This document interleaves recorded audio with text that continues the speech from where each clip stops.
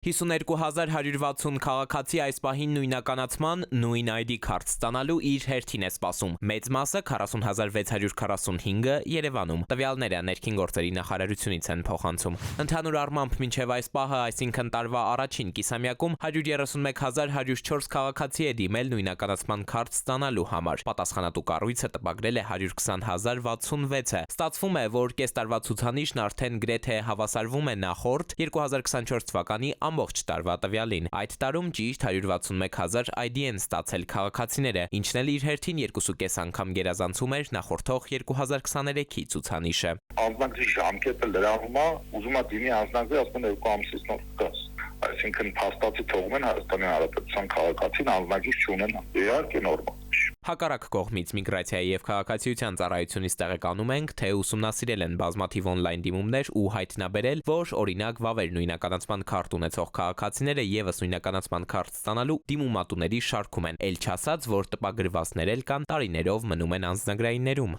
Այնուամենայնիվ, փորձագետի կարծիքով հատկապես այս տարի, երբ հայտարարագրման համակարգը պետք է գործարկվեր, իսկ օրինակ այդ համակարգ մուտք գործելու համար չկա այլընտրանք, առնվազն հնարավոր էր ենթադրել, որ նույնականացման քարտերի ստացման պահանջարկը մեծանալու է, ու երբ աչքիդ առաջ ամիսներով չկառավարվող հերթերի փորձ կա, չգործելը հենց այս վիճակին է բերում։ Կրկնում է, 52,160 քաղաքացի սպասում է։ Սա հերթական անգամ գալիս է փաստելու, որ գործադիրում ոչ միայն շատ դեպքերում միտումնավոր չեն անում դրական քայլեր, այլ որոշ դեպքերում պարզապես մասնագիտական կարողությունները տարական տրամաբանությունը չի բավականացնում։ Անձնագրայիններում հերթերը կթոթափվեն, ներքին գործերի նախարարն է վստահեցնում, 2 նոր տպագրական սարքերի լազերային համակարգ են գնել, գործընթացը կարագացնեն։ Եթե այսօրվա կտրվածքով նայենք, օրական շուրջ 1000 նույնականացման քարտի սպասարկում կարող ենք ունենալ, բայց այս թիվը արդեն իսկ ենթակա է լինելու կրկնապատկման։ Նույնականացման ID քարտ ստանալու համար հիշենք նաև նոր կարգավորմամբ անհրաժեշտ է մուտք գործել migration.e.gov.am կայք, ընտրել ազատ օրն ու ժամը, մոտենալ սպասարկման։ Սա պարտադիր է Երևանի համար, իսկ մարզերում կենթանի հերթել կա։